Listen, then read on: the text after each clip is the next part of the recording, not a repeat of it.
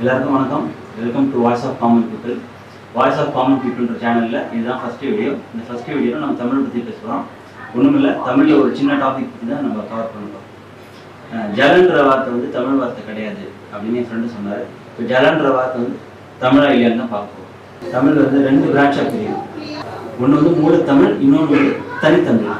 மூலத்தமிழ் வந்து சித்தர்கள், மகான்கள், குருமார்கள், கடைசியாக வரலாறு வரைக்கும் பயன்படுத்துவாங்க.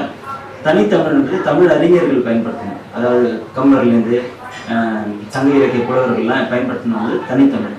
மூலத்தமிழில் இருக்கிற வேர்ட்ஸ், சொற்கள் வந்து தமிழில் உருவாகி சான்ஸ்கிரிட்டு, கன்னடா, மலையாளம், உருது, தெலுங்கு நிறைய லாங்குவேஜில் வந்து பரவிடும்.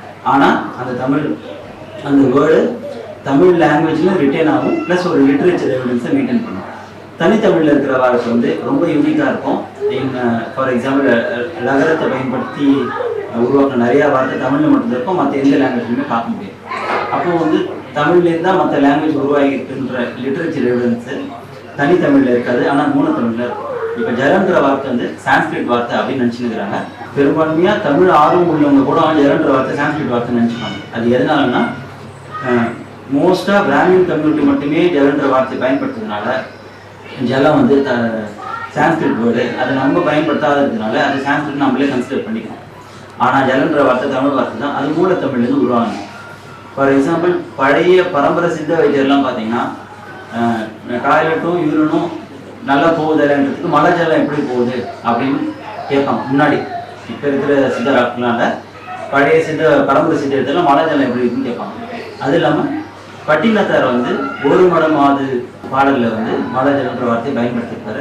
நான் அந்த பாட்டை வந்து படிக்கிறேன் பாருங்க. வாய் அறியாமல் விழாமல் முடிந்து கலகலவென்று மழை ஜலம் வந்து கால்வழி மேல்வழி சார நடந்து கலகலவென்று மழை ஜலம் வந்து அப்படின்னு நம்ம பட்டினத்தார் பயன்படுத்திருக்காரு. சித்தர்களும் நாயன்மார்களும் ஒரு வார்த்தையை வந்து பயன்படுத்திட்டாங்கன்னா அது வந்து தமிழ் தான், அது வந்து மூலத்தமிழ் தான் அப்படின்னு சொல்கிறாங்க.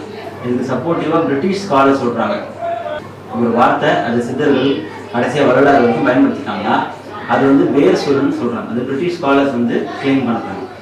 இப்போ பட்டினத்தாரோட பாடல்லே மழை ஜலன்ற வார்த்தை வந்து நிறைய பாட்டில் வந்து யூஸ் பண்ணியிருக்கிறாரு. அது இல்லாமல் வந்து கடைசியாக வரலாறு வரைக்கும் நிறையா பரம்பரை சித்த வைத்தியர்கள்லாம் மழை ஜலன்ற வார்த்தை வந்து பயன்படுத்துறாங்க. இதுலேருந்து நம்ம கன்க்ளூஷன் வரலாம், ஜலன்ற வார்த்தை வந்து மூலத்தமிழ், நம்ம பயன்படுத்தாமல் இருந்தாலும் அது தமிழ் சொல் தான். சரி, இதே மாதிரி நம்ம சுவாரஸ்யமான வேற ஒரு டாப்பிக்கில் இன்னொரு நாள் நம்ம சந்திப்போம். நன்றி, வணக்கம்.